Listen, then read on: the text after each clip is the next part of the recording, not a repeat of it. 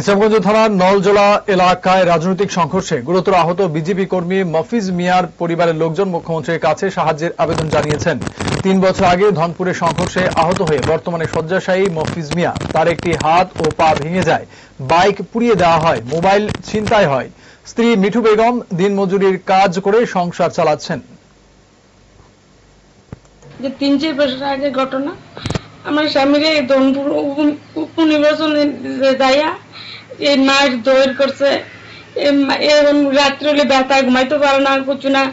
কানুরাজ দেবর মা নিয়ে এসে কইছে, তার লোক আমরা তো জানি না কিতা হয়েছে না হয়েছে, কইছে নিয়ে এসে এটা করবো এটা করবো করে ওখানে মায়ের দৌড় করে সেটা সারা রাত্র ব্যথা, ঘুমাইতে পারে না, চিল্লি আমরা একটা টিয়াতে পর্যন্ত সাহায্য করছে না কোনো না।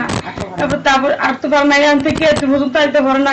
এই ব্যথা ল্যাংরা আদে এটি দেখলে কার সহ্য মনের ভিতরে। এ তাপস পালক কি তাদের তাপস নাকি তাদের হেবাটাও আইয়ে গেছে আমরা বাড়ির ভিতরে। কইছে একটা আশা দিছে এটা দিব, ও পর্যন্ত তার কোনো খবর নাই, কিছু দিব না দিব।